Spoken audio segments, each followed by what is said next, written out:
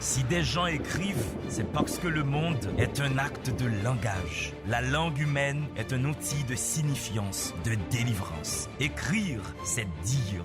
Dire, c'est soumettre la vie aux possibilités de l'intelligence. C'est faire du réel un lieu connu et fragile.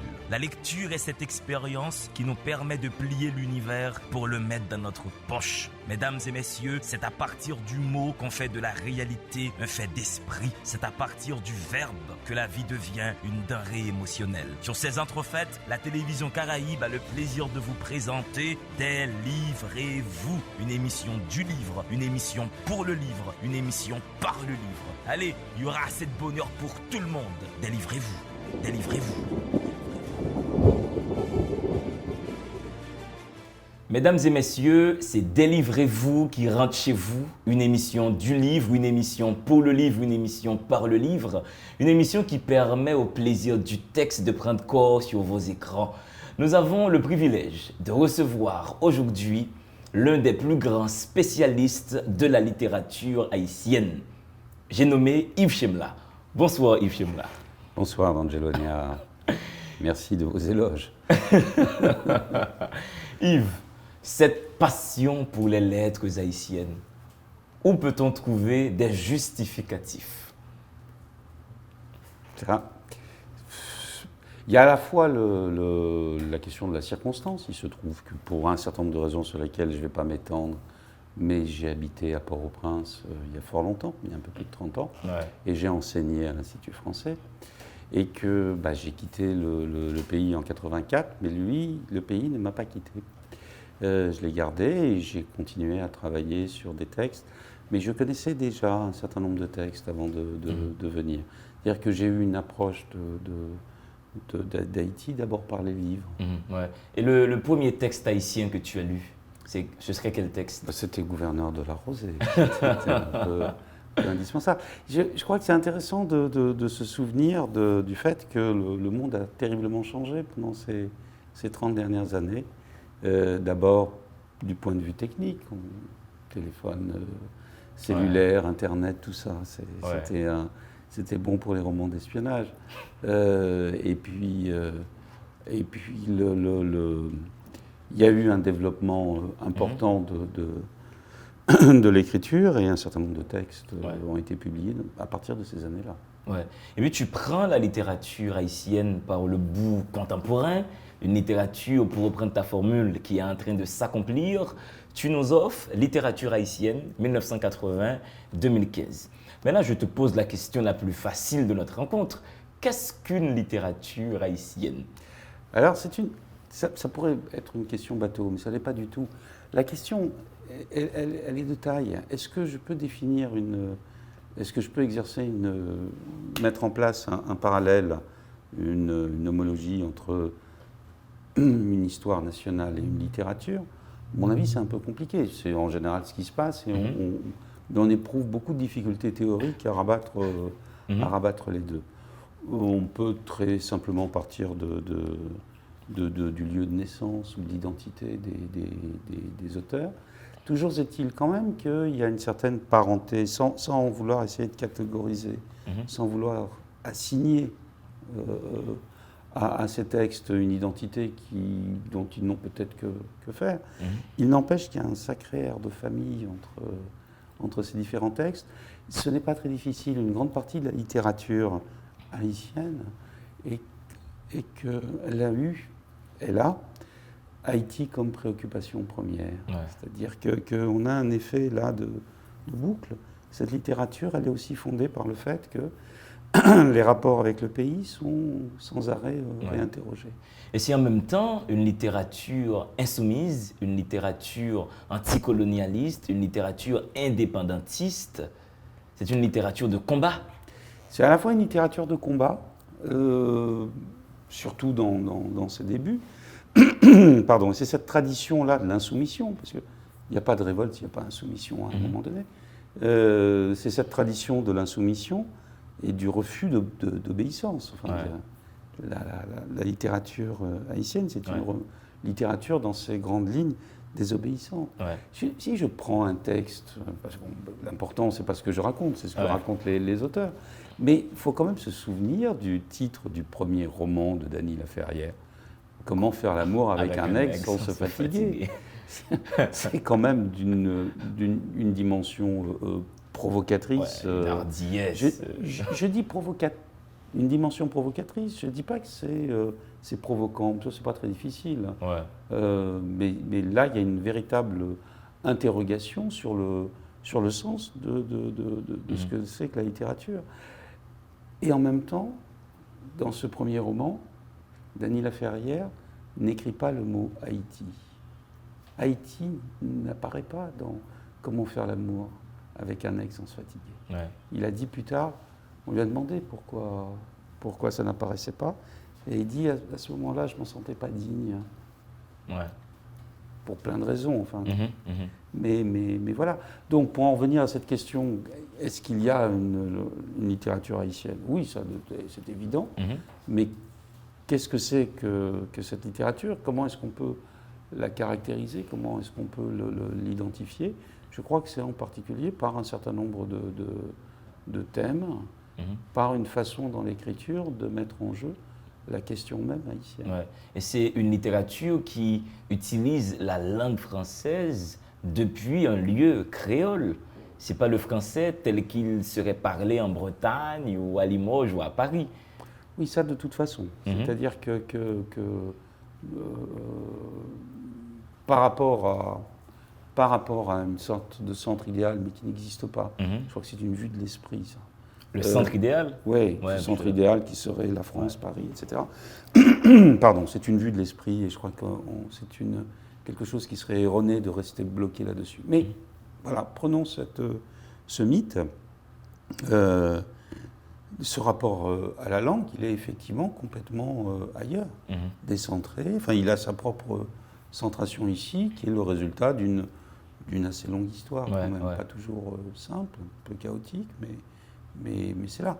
Moi, je ne me pose pas la question de savoir pourquoi il y a autant d'artistes qui écrivent en français en Haïti, parce que ça, c'est une question, à mon sens, inadmissible. Ouais. Et tu remontes le temps dans ce roman, Gouverneur de la Rosée et Canapé Vert. Tu explores beaucoup de livres qu'on a quasiment oubliés. Canapé Vert, voici ce roman qui m'a profondément marqué. Est-ce que tu pourrais dire à nos téléspectateurs et téléspectatrices le drame de Canapé Vert? Parce que Canapé Vert qu'on voit maintenant, c'est le grand bidonville, mais il fut un temps et Canapé Vert n'était pas du tout un bidonville. Non, ce n'était pas du tout un bidonville. Avant de dire quoi que ce soit sur ce roman, je voudrais quand même rappeler que grâce à un grand monsieur de l'édition haïtienne, Dieudonné Fardin, le roman est disponible. De même que toute une série de textes dont on pensait qu'ils avaient complètement disparu. Il faut aller regarder de près le catalogue des éditions Fardin. Et c'est un texte qui est là, qui a été réimprimé. Alors, Canapé Vert, oui, effectivement, c'est un lieu de jardin, de vivrier.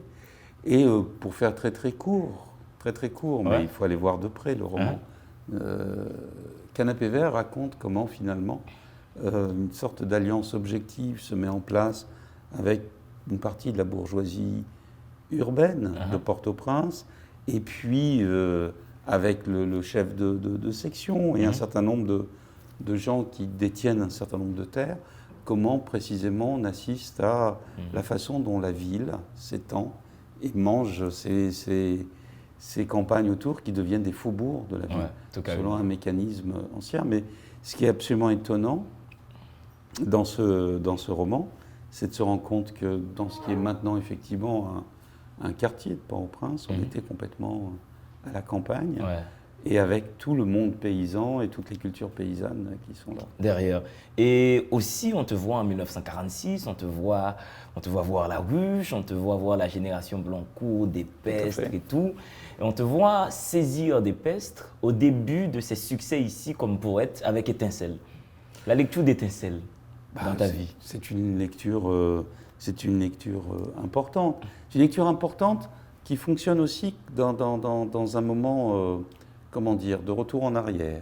Ce qui s'est passé au moment de la Révolution, des Cinq Glorieuses, c'est ça qui est tout à fait exceptionnel, qui est cette articulation du poétique, Ouais. de Pestre, André Breton Ouais. et ces jeunes gens qui créent cette revue grâce aux droits d'auteur que gagne Despestre Ouais. avec Étincelle. Et donc cette articulation entre le littéraire et le politique. Ouais. Parce qu'on descend dans la rue et il y a cette... Parce que ces Despestre est grèves, militant, communiste, engagé, orateur. Tout à fait. Ouais. Dans un parti communiste un peu embryonnaire, en même temps avec une jeunesse qui est en colère et qui a, je pense, un certain nombre de... Enfin, qui subit un certain nombre de frustrations. Ouais. 1944, c'est quand même la disparition de Jacques Roumain. Et il y a ça qui est resté un peu voilà, qui est resté un peu en gésine à ce moment-là. Ouais. Et le parcours continue avec Alexis, Oui. compère général Soleil. On voit les relations qu'Alexis avait établies avec la jeune génération. Alors, tout à fait. C'est quand même assez remarquable quand on regarde la façon dont Jacques-Stéphane Alexis a publié quand même des romans majeurs en très très peu de temps, Ouais. animés par un sentiment de l'urgence. Il a déjà, je crois, à ce moment-là, oui, il a terminé ses études de médecine à Paris et il va rentrer dans une carrière politique qui a été amorcée quand il était étudiant, bien sûr, mais une carrière politique qui va être une carrière internationale Ouais. et qui est tout à fait importante. Et en même temps, Jacques-Stéphane Alexis saisit quelque chose d'une histoire qui est en train d'arriver, mais qu'il déplace dans le temps. Je veux dire par là, c'est un peu confus, excusez-moi, je veux dire par là que beaucoup de gens, quand on lit Compère général Soleil, on oublie que les événements qui sont racontés se déroulent en 1937, et pas du tout dans les années 50, qui sont la période de publication. C'est-à-dire qu'il y a une véritable approche de déplacer dans le temps, puisqu'on a les vêpres dominicaines qui sont largement centrales dans ce roman. Et puis de compère général Soleil, on sent que Hilarion, c'est un peu Jacques-Stéphane Alexis. La fin d'Hilarion, c'est à peu près la fin de Alexis comme individu. Peut-être qu'il a ce pressentiment, mais il faut quand même faire un peu attention. Ouais. Jacques-Stéphane Alexis a fait ses études secondaires dans un des établissements les plus chers de la capitale française, le collège Stanislas. Donc, ce n'est pas du tout le cas d'Hilarion et du personnage.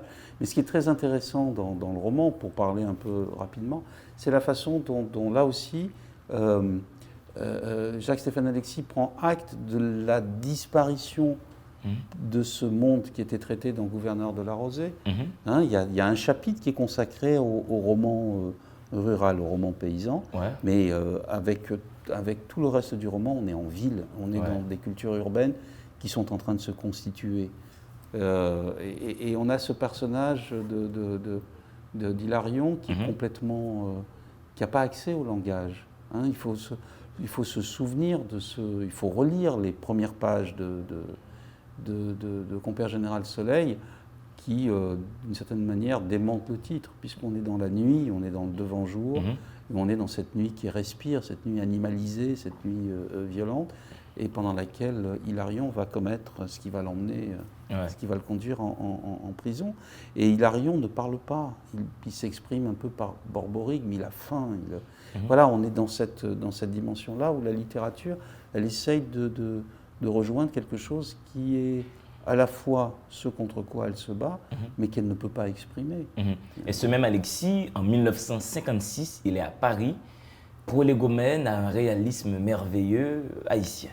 Alors, c'est le grand congrès, le premier congrès à la Sorbonne. Les écrivains et artistes noirs. Exactement. Et donc, c'est un la moment crème de du continent rassemblement. noir, du monde francophone, intellectuel noir est là. Et les Américains. Oui, bien entendu.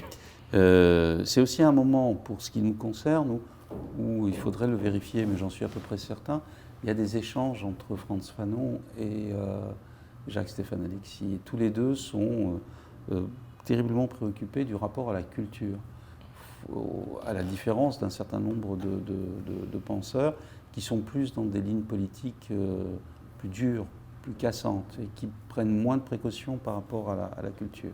et en même temps eux-mêmes sont imbibés de toutes ces cultures des mondes qui sont en train de se décoloniser. Ouais. Et la négritude, qui, bon là maintenant en 2016, elle n'est plus d'actualité. C'est sûr. Si on fait un saut, pourquoi la négritude n'est plus sur la scène du langage international et intellectuel? On n'en parle presque plus. Oui, on en fait une pièce de musée. Ouais, voilà. C'est muséifié, ça Certains appartient. disent c'est un courant littéraire, c'est Césaire, c'est Senghor, c'est Oui, Damas. c'est un c'est peu, tout. faut faire attention parce que c'est plus quand même qu'un courant littéraire. C'est un- On est quand même dans le discours un de la engagement décolonisation politique. Ouais. et il y a une histoire forte.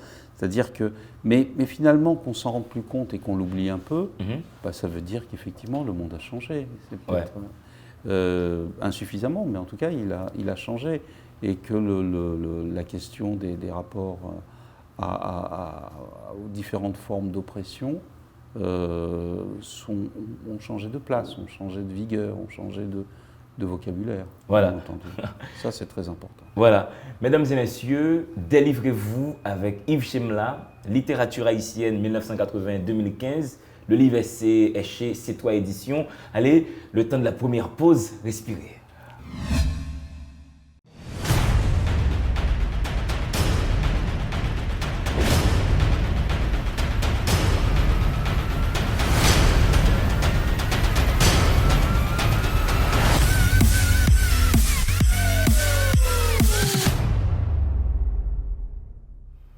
Yves Chemla, mais vraiment critique littéraire, l'un des plus grands spécialistes de la littérature haïtienne, qui est professeur à l'université, qui est avec nous sur le plateau Délivrez-vous. Nous sommes en train de voyager dans son dernier livre qui est paru chez C'est Toi Éditions, Littérature haïtienne 1980-2015. Un livre à lire absolument pour saisir cette littérature haïtienne qui est en train de s'accomplir. Yves Chemla, de retour dans notre petite conversation, avec François Duvalier, Papa Doc au pouvoir, le langage prend un grand coup en Haïti. Oui. Les écrivains partent, s'installent à l'étranger. Oui, alors beaucoup partent, beaucoup sont exilés. Quand on Ouais, dit ils sont partent, forcés de partir. Ils sont forcés Ouais. de partir. Beaucoup s'échappent. Il ne faut pas non plus perdre Ouais. ça de vue. Certains meurent, un certain nombre. Mhm. Jacques-Stéphane Alexis, dont Ouais. nous parlions tout à l'heure. Et puis, beaucoup d'autres subissent ce qu'on va appeler un exil intérieur, qui est fait de silence, d'impossibilité de publier, par exemple. Je pense à Franck Etienne, je pense Ouais. à Jean-Claude Fignolet, je pense Ouais. à Pierre Clitandre, Mhm. par exemple. Et donc cet exil intérieur, en même temps que la saturation de l'édition par les œuvres du docteur François Duvalier, Ouais. le fait... Il a beaucoup publié. J'ai fait une petite recherche il y a quelques années sur les publications dans les années 60, oui c'est ça, la décennie 60-70. Mhm. C'est assez spectaculaire. Il sature La quantité de livres que le docteur François Voilà. Duvalier a les publiés. livres, les plaquettes, les discours, Ouais. etc. Bien.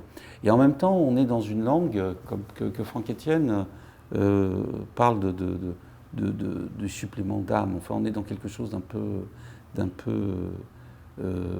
poisseux. On a une langue, on a un déclaratif systématiquement qui n'est pas relié à une réalité, sauf quand des menaces très clairement sont proférées. Donc à ce moment-là, c'est toute la langue qui elle-même est atteinte par ça. Ouais. Et vous avez un certain nombre de jeunes gens, donc, par exemple Franck Etienne, il était Ouais. jeune à cette époque-là. Très jeune, ouais. Quelqu'un dont on parle assez peu ici, Gérard Etienne, qui avait été officier, Ouais. mais qui a quitté le pays et qui a écrit un texte, qui a subi de la torture, Ouais. et qui a écrit un texte très très fort, très très intense, Le Nègre crucifié, par Ouais. exemple. Puis ensuite les autres, La Reine Soleil levé Mhm. et La Pacotille, qui raconte l'arrivée Mhm. Mhm. au Québec. Mais voilà, on a cette période-là qui est une période dans laquelle on réfléchit à la façon dont il faut réorganiser la langue Ouais. et nettoyer un peu le Ouais. le langage. Et pas loin de tout ça, Yves, il y a un certain Fignolet qui est au fin fond de la grandance et qui veut porter l'imaginaire haïtien, proposer l'imaginaire haïtien au reste du monde. Tout à fait. Tout à fait. Il le fait avec un certain nombre de publications qui vont arriver un peu plus tard, parce qu'encore une fois, la dimension du silence, elle est réelle. Il y a un vrai blocage sur la parole. Ouais. Moi, je m'en souviens quand même clairement. Mhm. On faisait attention à la façon de prendre la parole. Ouais. Alors évidemment, moi je travaillais à l'Institut français, j'avais une certaine aisance, mais si je me permettais de dire des choses qu'il ne fallait pas dire, mes interlocuteurs, mes amis couraient un certain nombre de risques. Donc on apprend très très vite à parler par allusion. Hein. Ouais. C'est Anthony Phelps qui l'a dit, hein, le temps est venu de se parler par signe. Anthony Tout à fait. Phelps qui a fait Mon pays que voici, qui a eu un succès planétaire, et tu en parles là. Ah ben bien sûr, le mouvement Haïti littéraire est un mouvement précisément de réorganisation de la langue. Ce qui est très intéressant dans Haïti littéraire, c'est la dimension du groupe et les exigences du groupe. On fait des lectures publiques, on se critique. Ouais. En même temps, on participe à l'animation culturelle de Port-au-Prince. Et dans ce groupe, il y a une femme qui est cette année l'invitée d'honneur de Livre en Folie, Marie Vieux-Chauvet. Une femme, amour, colère, folie. Alors, on va un tout petit peu nuancer. Elle ne fait pas partie du groupe. Le groupe se rend tous les dimanches Chez elle. ce qui n'est pas tout à fait la même chose. Elle est quelqu'un de référence. Ouais. Je crois que c'est ce caractère, pour rebondir, qui a trait à la question de l'insoumission, qui est là. Ils sont les transmetteurs de ça. Et Marie Chauvette, elle transmet cette insoumission, qui n'est pas nécessairement du côté de la révolte véhémente dans ces personnages, mais qui est dans la capacité à nier, dans la capacité, ou très simplement à ne pas accepter. Ouais, puis une volonté aussi, chez Marie Vieux-Chauvet, d'ouvrir la parole sur la liberté sexuelle, sur le libertinage. Et à partir de ce moment-là, c'est l'usage de soi, pour parler comme Lionel Trouillot, c'est l'usage de soi qui est en jeu. À partir de ce moment-là, si je décrète que j'ai une exigence de liberté qui est totale et absolue, tout en respectant un certain nombre de précautions, parce que un héros mort est en général pas très utile à personne, a fortiori à lui-même ou à elle-même. À partir de ce moment-là, c'est tout le rapport au corps qui devient souverain, forcément. Et en 1983, Mère Solitude, Émile Olivier, il est mondialement connu. Alors ça, c'est effectivement un très très grand roman. Il a fallu du temps pour qu'Émile Olivier puisse parvenir à écrire. Il faut penser à ceci, que ces gens qui ont parti, qui ont quitté le pays, que ces gens ont dû se réinstaller quelque part. Et donc recréer tout leur environnement. Tout leur univers, trouver un travail, un socle d'amis. Et parmi ces gens-là, on est effectivement sont des gens qui avaient des exigences de rigueur. Et donc ils ont poursuivi leurs études. Et en même temps, je le sais un peu, mais ils étaient persuadés qu'ils resteraient 2 ans à l'étranger. Puis voilà qu'ils sont restés un peu toute leur vie. Ils ont passé plus de temps ailleurs que dans leur enfance. Et effectivement, ils publient un premier texte, Paysage de l'aveugle. Il me raconte qu'il s'attendait à avoir un succès cosmoplanétaire. Aucun critique ne l'appelle, personne. Il a racheté tout le stock de livres beaucoup plus tard. Mais il publie, parce qu'il travaille énormément, parce que il faut faire attention à ces histoires concernant la littérature haïtienne. On a toujours l'impression que ça tombe comme ça du ciel, etc. Non, il y a un travail très très important.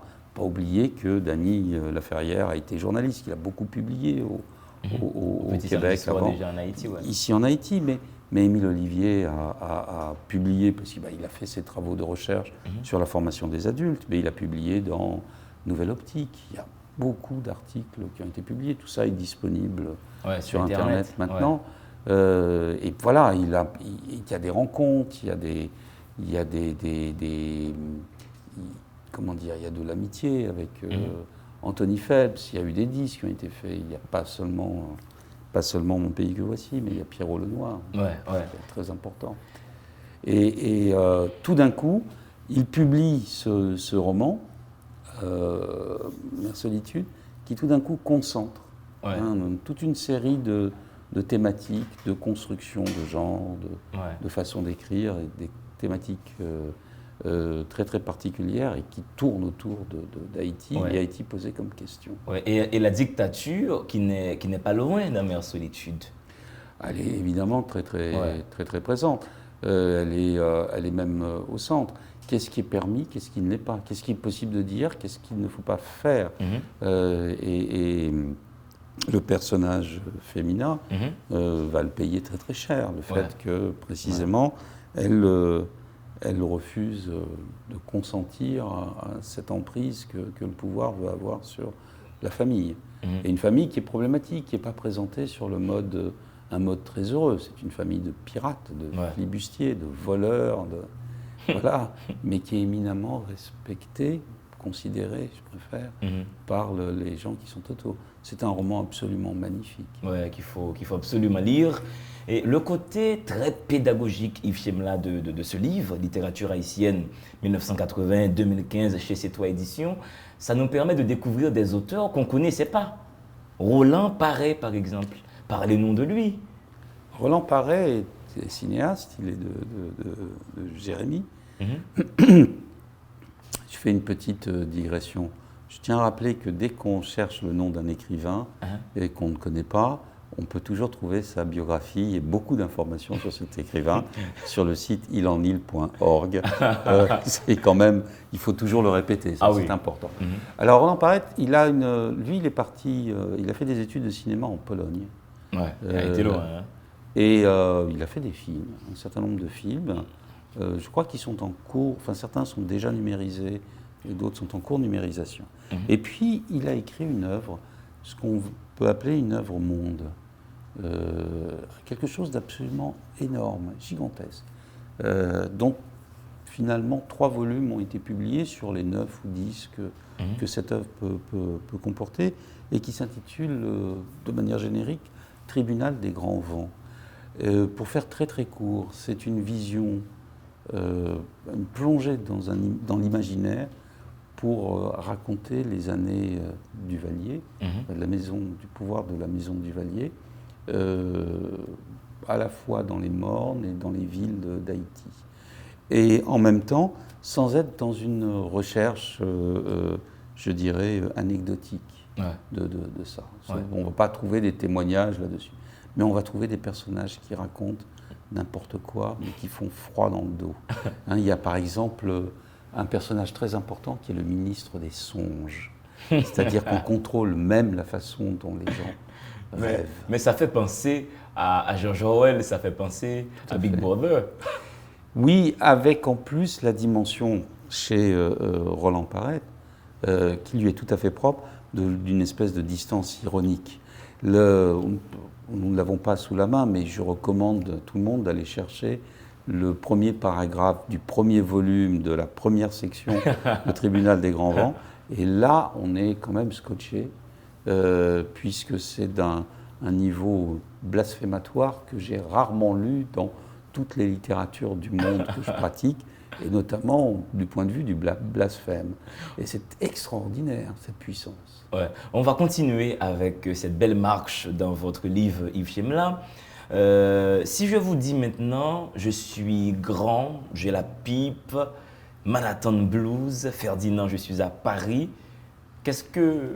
Jean-Claude Charles. Jean-Claude Charles, oui. Jean-Claude Charles qui a quitté le pays et qui s'installe à Paris, qui s'installe à New York, et puis qui est dans cette circulation et dans une écriture très très contemporaine, très très hachée, très très jazzy, mais même plus que cela, et en même temps dans une très très grande fêlure, dans une très très grande douleur. C'est quelqu'un qui écrit énormément. On n'a pas tout publié, on est loin d'avoir tout publié. Quelque chose se passe là actuellement pour une publication de tout et de tous les inédits, je pense. Et là, il faut saluer l'initiative de Rodney Saint-Éloi avec Mémoire d'Encrier, qui a refait Bamboula Bamboche, qui a refait Manhattan Blues. Très bon travail. Et je pense qu'un des prochains, il y a des poèmes qui ont été publiés. Ouais, Négociation, que Rodney Saint-Éloi a refait avec Mémoire d'Encrier. Je crois qu'on attend Ferdinand, je suis à Paris, qui est un texte absolument étonnant. Et pour être très court, Jean-Claude Charles met en place, invente quasiment cette notion qui a fait le tour du monde depuis, qui est cette notion d'enracinérance. Ouais. C'est-à-dire que Ouais. le personnage, le narrateur, l'être, prend acte de cette mondialisation et de cette circulation qui devient possible, encore qu'il faille quand même faire attention en pensant qu'il est facile d'aller tout le temps et partout pour tout le monde. Mais précisément cet ancrage dans quelque chose qui est de la mise en circulation, ce qu'il appelle l'errance. Ouais, et je trouve que ce sens de l'errance, bon, on va l'appeler comme ça, a donné à Jean-Claude Charles une écriture qui vadrouille. On sent que l'écriture aussi erre. Bon, c'est pour ça que malheureusement, beaucoup ici n'aiment pas, trouvent que la langue serait quelque peu opaque, inaccessible. Mais on sent que la langue de Jean-Claude Charles vadrouille. Si tu permets, l'opacité, c'est une constante de la littérature. S'il n'y a pas d'opacité, il n'y a pas de littérature. Ouais. Si ce que je suis en train de lire fait sens immédiatement, c'est peut-être pas de la littérature. Il n'y a aucun travail sur la langue, il n'y a pas les faux monnayeurs, il n'y a pas Ulysse. Oui, il n'y a pas... Mur à crever de Franck Etienne. Il n'y a pas mur à crever, il n'y a pas Délira qui nous mourrons tous. Ça fait bizarre de commencer un roman de cette façon-là. C'est quand même une entrée en matière un peu rude. Un peu rude. Nous mourrons tous. Mais chez Jean-Claude Charles, il y a ça. Et il y a cette interrogation sur les conditions de recevabilité de cette littérature. Ouais. Je veux dire par là qu'il s'interroge toujours sur son destinataire ou son lecteur, pour être un peu plus simple. Et il interroge les conditions de ça. Et il a subi quelque chose d'assez terrible, Jean-Claude Charles, mais il n'a pas été le seul de sa génération. D'autres écrivains, et un écrivain, je ne sais pas s'il en a été très proche, mais en tout cas, il leur est arrivé la même chose en même temps. C'était Baenga Bolia, qui lui venait du Congo, qui ont été portés comme ça au pinacle par la critique. Et puis, à un moment donné, pour X raisons, notamment des raisons politiques, ont disparu des écrans. Et je pense que pour un écrivain, c'est terrible. Ça. Pour n'importe qui, c'est terrible. Ouais. Un jour, vous êtes dans la gloire, deux jours après, c'est fini. C'est fini. Vous avez été célèbre un temps.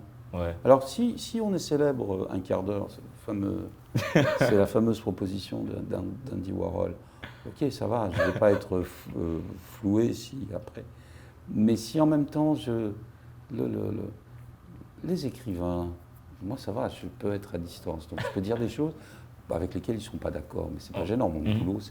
Mais forcément, je crois qu'un écrivain est un peu égocentrique, il est terriblement narcissique. Si un écrivain ne s'aime pas, il ne peut pas écrire, il peut difficilement écrire. Ouais. Ou alors il faut qu'il soit dans une détestation telle qui puisse, et qui puisse carburer l'écriture. Et qui puisse faire de l'écriture un sport de combat. Okay, un lieu où il peut s'affirmer. Tout à fait. Ouais, s'affirmer, se critiquer. S'affronter même. Voilà, il y a un certain nombre d'écrivains. Pardon, je reviens, je ne termine pas cette phrase, mais c'est exactement ce que raconte Gary Victor dans Banal Oubli. Voilà. Mesdames et messieurs, il s'appelle Yves Chemla, il est fasciné par les littératures, mais surtout par la littérature haïtienne. Je vous laisse le temps de prendre un verre d'eau. Allez, à tout de suite. Si des gens écrivent, c'est parce que le monde est un acte de langage. La langue humaine est un outil de signifiance, de délivrance. Écrire, c'est dire. Dire, c'est soumettre la vie aux possibilités de l'intelligence. C'est faire du réel un lieu connu et fragile. La lecture est cette expérience qui nous permet de plier l'univers pour le mettre dans notre poche. Mesdames et messieurs, c'est à partir du mot qu'on fait de la réalité un fait d'esprit. C'est à partir du verbe que la vie devient une denrée émotionnelle. Sur ces entrefaites, la télévision Caraïbe a le plaisir de vous présenter Délivrez-vous, une émission du livre, une émission pour le livre, une émission par le livre. Allez, il y aura assez de bonheur pour tout le monde. Délivrez-vous, délivrez-vous.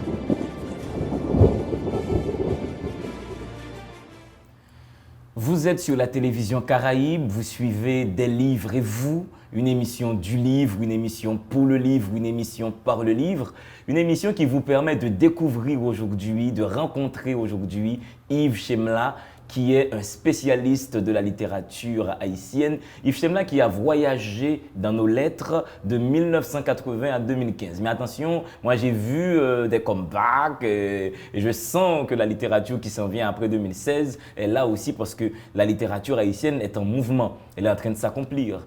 Et tu as rencontré, alors tu as souhaité parler et il était impossible de ne pas parler de lui, Lionel Trouillot, qui pose une question que j'imagine que tout le monde se pose à un moment dans sa vie.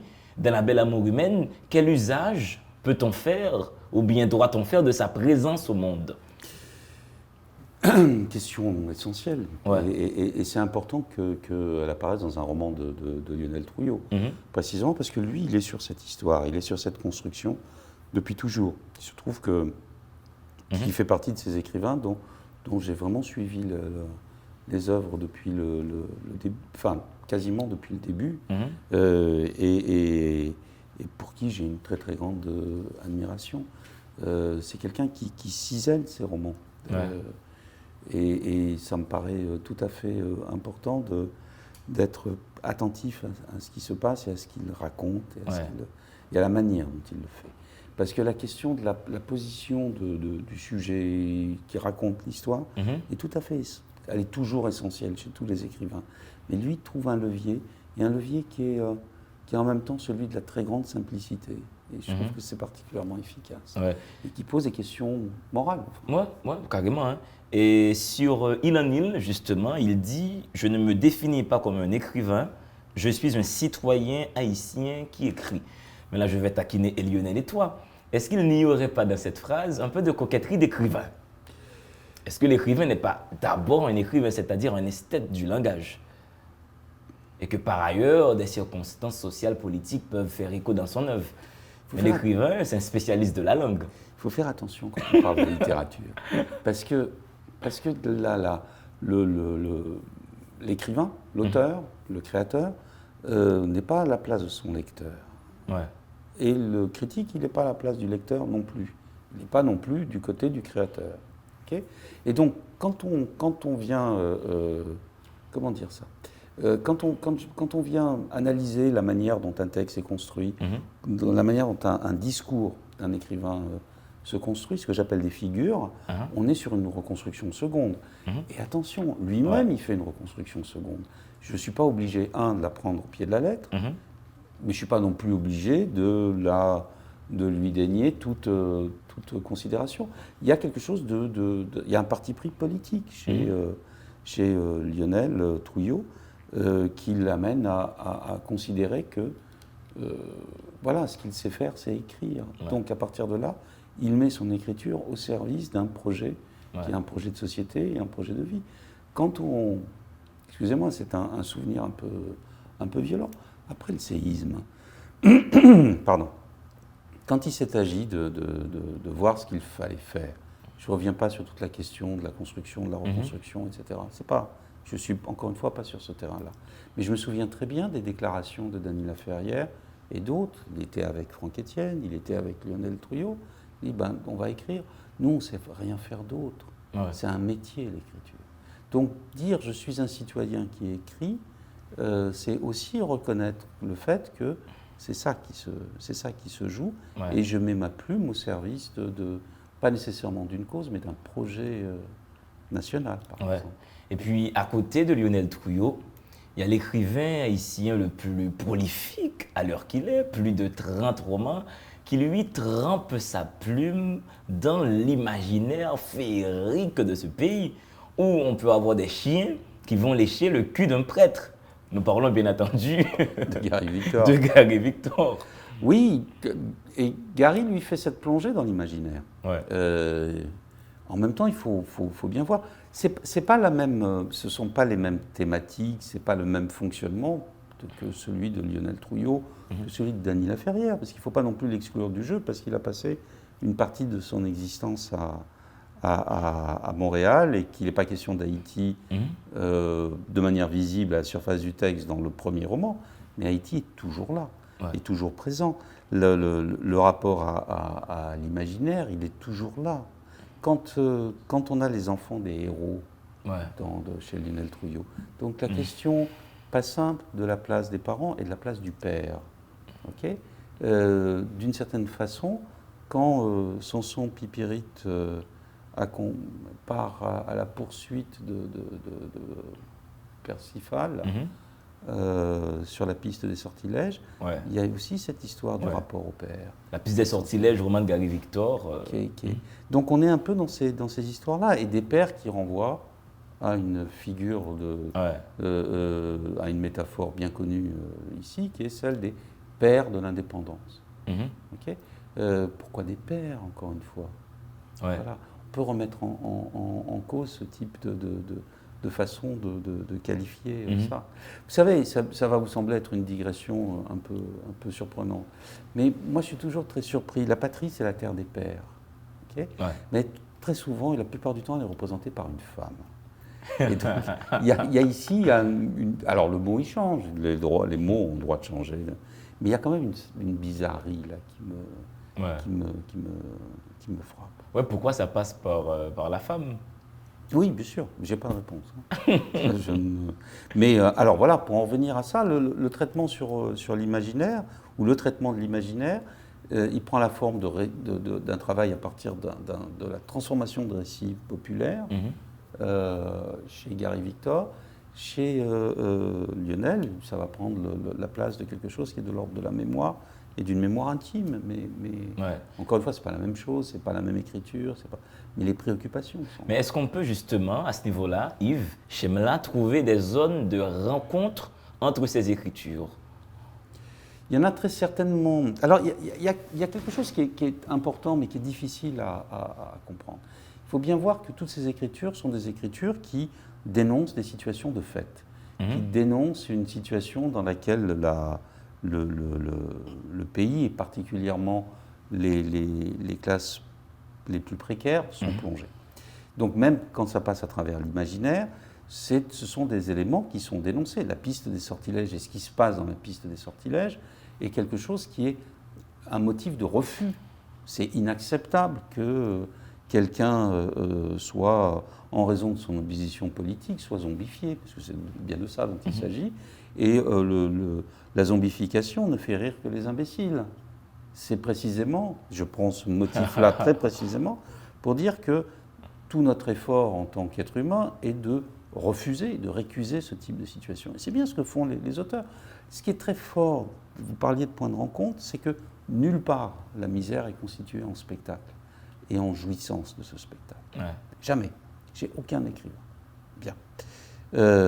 Mais pour que le lecteur, lui, trouve une justification à sa lecture, pour lui faire plaisir, ce que j'appelle lui faire jouir, il faut lui montrer cette histoire. Et donc on a ce paradoxe-là. Ce qui est refusé, c'est précisément ce qu'on va servir au lecteur.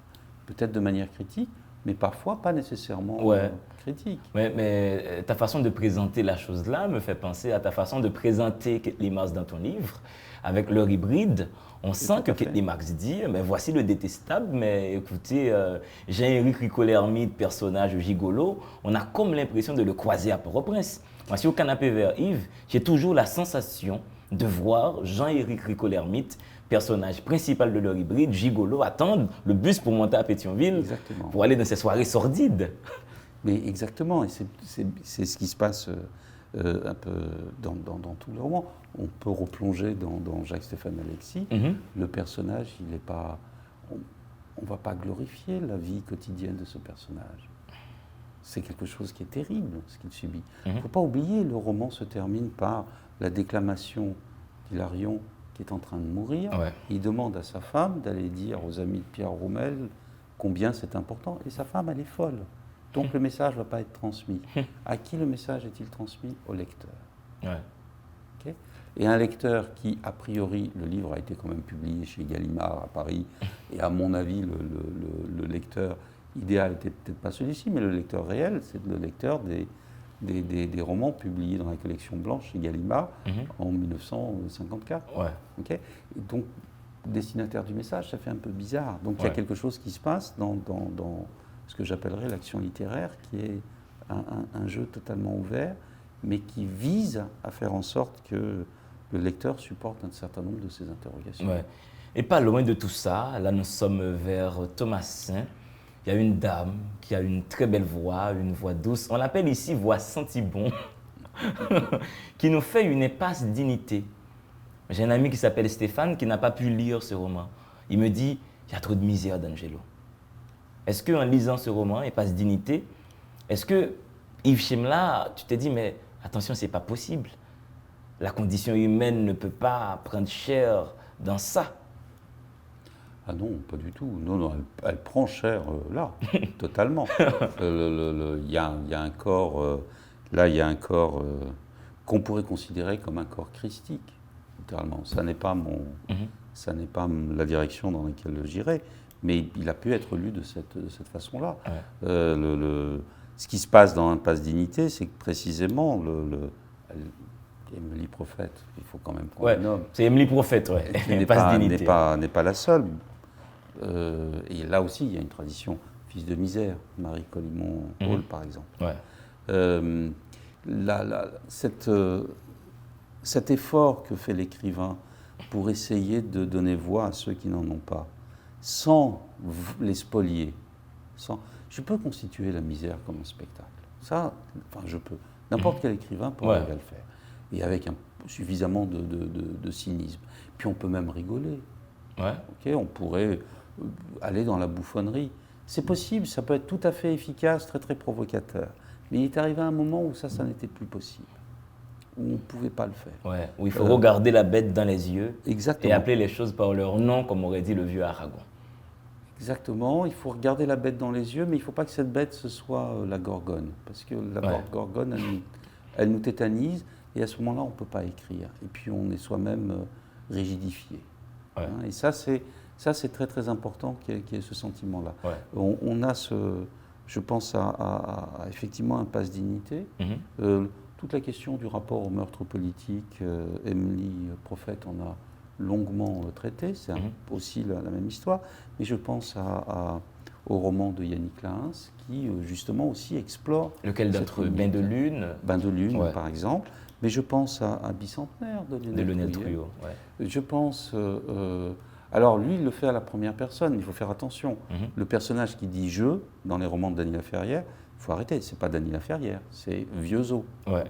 Mais je pense à tout le récit très important du travail, enfin du travail à l'usine, notamment dans Chronique de la dérive douce, tout à fait essentiel dans les romans de Dany Laferrière. Il est là aussi, c'est-à-dire qu'on a ce passage par le moment de la très très grande précarité. Il ne faut pas oublier, Dany Laferrière arrive à Montréal en 1976, 1985, et la publication du premier roman. Pendant toutes ces années, il a mangé de la vache enragée, il ne faut pas l'oublier. Comme aurait dit les vieux marxistes, il essaie de se reproduire. Il y a un concept dans l'émission Délivrez-vous. Les téléspectateurs et téléspectatrices qui regardent peuvent envoyer des vidéos où ils présentent un livre et tout. Et là, maintenant, nous allons regarder une vidéo qu'un lecteur nous a envoyée.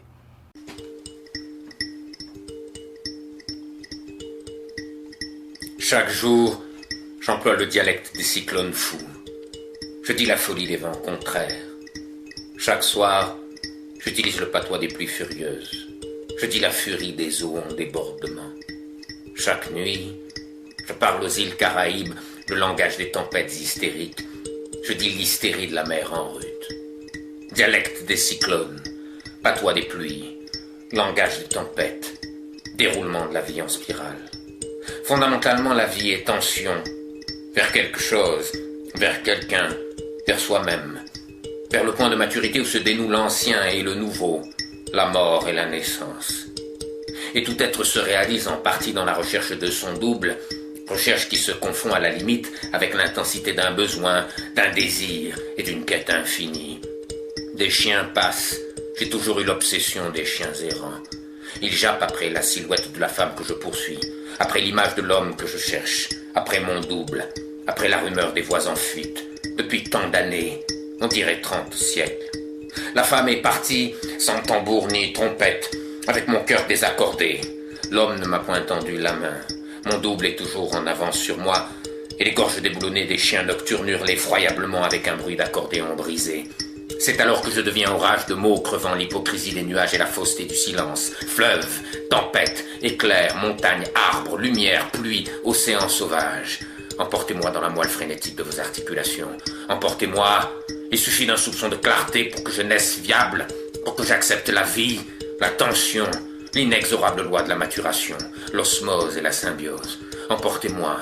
Il suffit d'un bruit de pas, d'un regard, d'une voix émue pour que je vive heureux de l'espoir que le réveil est possible parmi les hommes. Emportez-moi, car il suffit d'un rien pour que je dise la sève qui circule dans la moelle des articulations cosmiques. Dialecte des cyclones, patois des pluies, langage des tempêtes, je dis le déroulement de la vie en spirale. À force de vouloir dire, je ne suis devenu qu'une bouche hurlante. Je ne m'inquiète point de savoir ce que j'écris. Tout simplement j'écris, parce qu'il le faut, parce que j'étouffe. J'écris n'importe quoi, n'importe comment. On l'appellera comme on voudra. Roman, essai, poème, autobiographie, témoignage, récit, exercice de mémoire ou rien du tout. Moi je ne sais même pas. Pourtant ce que j'écris ne m'est pas étranger. Personne ne parviendra à dire beaucoup plus qu'il n'aura vécu. J'étouffe. J'écris tout ce qui me passe par la tête. L'important pour moi, c'est l'exorcisme, la libération de quelque chose, de quelqu'un, peut-être de moi-même, la délivrance, la catharsis. J'étouffe, je ne vois pas de soupirail, et je force sur les parois de mon asphyxie avec le bélier des mots. Si, malgré tout, elle ne s'ouvre pas, un passant entendra la ruée anarchique de mon langage, ou l'OSOS barbare de mon agonie. J'ai assez réfléchi, on réfléchit trop dans mon entourage, ou peut-être que l'on ne réfléchit pas du tout. Je suis fatigué. Maintenant je frappe aux portes closes. Je piaffe, je crie, j'appelle, je hurle. Mes cris d'alarme réussiront-ils à émouvoir quelqu'un, à toucher une cible sensible? Je ne sais. Pourtant le malheur, la misère, le désespoir, la rage, les fleuves, les tempêtes, le sang, le feu, la mer, les cyclones, mon pays, les arbres, les montagnes, mon peuple, les femmes, les enfants, les vieillards, tous les hommes, toutes les choses et tous les êtres me gonflent la voix à un point que, s'il arrive que j'échoue, j'aurais été réellement seul, effroyablement seul, horriblement seul. J'accuse déjà les pharisiens de la culture in vitro, paresseux philosophes. Débarrassez-vous des bacilles de l'esprit pur.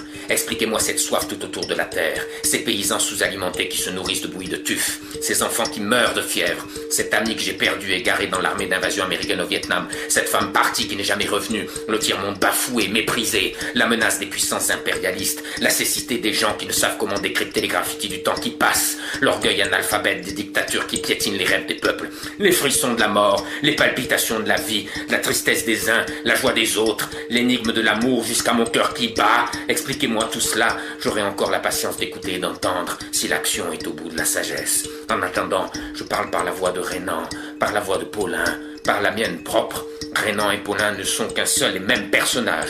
Moi je suis leur voix, tantôt faible, tantôt forte, mais toujours existante, toujours présente. La voix du tiers-monde écartelé, la voix étouffée sous des ombres géantes. Renan, fatigué, se cherche dans Paulin, image de celui-là qui lutte à transformer les répugnantes réalités.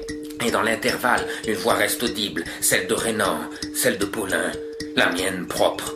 Or, moi-même, je ne sais encore rien de la vie qui m'emporte en un train de mirages et d'utopies vivaces. Dialecte des cyclones, patois des pluies, langage des tempêtes. Je dis le déroulement de la vie en spirale, dialecte des cyclones, patois des pluies, langage des tempêtes. Je dis le déroulement de la vie en spirale, dialecte des cyclones, patois des pluies, langage des tempêtes. Je dis le déroulement de la vie en spirale, dialecte des cyclones, patois des pluies, langage des tempêtes. Je dis le déroulement de la vie en spirale, dialecte des cyclones, patois des pluies, langage des tempêtes. Je dis le déroulement de la vie.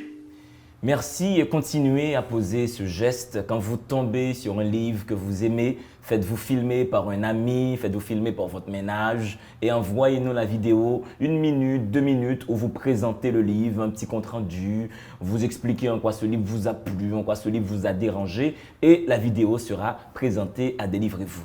Yves Chemla, nous sommes sur la fin de notre entretien. Vous allez prendre un avion et on vous dit vous partez avec un livre. Quel serait ce livre? D'ici. Pour l'instant, je pense que ça ne serait pas un livre, je vais tricher. Je prends l'édition porto-princienne des œuvres de Marie Chauvet, évidemment. Ça, c'était évident. Amour, colère et folie ou ceux qui n'étaient pas disponibles auparavant. Ouais. D'Haïti, La danse sur le volcan. Les rapaces. Les rapaces. Ouais. Et vous avez une affection particulière pour la Boétie? Oui, évidemment. Le discours de la servitude volontaire est pour moi un texte fondateur, un texte absolument essentiel. Pas pour moi. Hein. Ouais.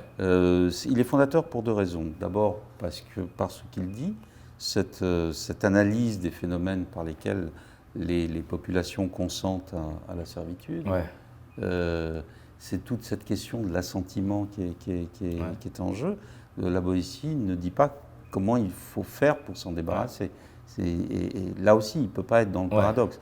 Si on exige de moi que je sois libre, ça ne marche pas. Et c'est une association paradoxale, la servitude volontaire, où il dit que les peuples, ils installent les tyrans et les peuples sont dominés, ils acceptent de servir.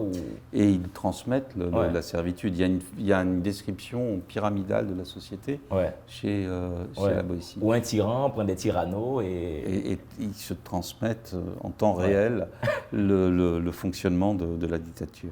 Il y a un deuxième aspect pour lequel ce texte est important, c'est qu'il s'agit d'Étienne de la Boétie. Et que il a 17 ans, hein, on le dit comme ça au passage. Oui, il a 17 ans quand il écrit cela. Mais surtout, c'est un ami qui deviendra un proche de Montaigne. Et que la célébration de leur amitié est quand même, je crois, assez fondatrice de notre représentation de l'amitié en France, en tout cas. Enfin, en France, c'est trop limité. Mais c'est la question de ce qui est transmis dans les textes. Et parce que c'était lui, parce que c'était... Quand on demande pourquoi, etc., parce que c'était lui, parce que c'était moi. Donc il n'y a pas de raison qui se justifie. Et troisième point, j'avais dit qu'il y en avait deux, mais il y en a trois, le discours sur la servitude volontaire, ça a été un des textes fondateurs sur une manière d'apprendre, sur une manière de transmettre. L'important dans l'éducation, c'est justement de faire en sorte que nos enfants n'acquiescent pas à tout ce qu'on leur dit. Il ne s'agit pas de leur mentir, mais il s'agit de faire en sorte qu'ils soient capables de dire non. Il faut toujours rendre ces enfants capables de dire non. De dire non et de tuer leurs parents. Entre guillemets, au sens figuré. Hein. Au sens figuré, on est bien d'accord. Yves, si malgré tout dans tout ça, il faudra mourir et on demande une phrase à toi, Yves, qui résume ton expérience sur Terre, quelle serait cette phrase? En cherchant mon cœur dans le noir, mes yeux, couleur de ce que j'aime, s'entourent de moi sans me voir. Est-ce que tu peux la reprendre? En cherchant, c'est pas de moi, hein, c'est un poème de Bousquet, Joe Bousquet, poète un peu inconnu, méconnu. En cherchant mon cœur dans le noir, mes yeux, couleur de ce que j'aime, s'entourent de moi sans me voir. Okay, je vois avec mes yeux, mais je ne me vois pas moi-même. C'est quand même quelque chose d'absolument bizarre. Et si je me regarde dans la glace, c'est une drôle de représentation. Merci beaucoup, Yves Chemla. Merci, D'Angelo. Mesdames et messieurs, merci d'avoir suivi ce programme qui vous apporte le livre Yves Chemla, Littérature haïtienne, 1980-2015. Le livre est chez C3 Éditions. Merci d'avoir suivi ce programme. Restez dans le bonheur et la belle énergie. Votre intelligence est un feu qu'il faut toujours charbonner. Allez dans le monde, il doit y avoir deux êtres, des livres et vous.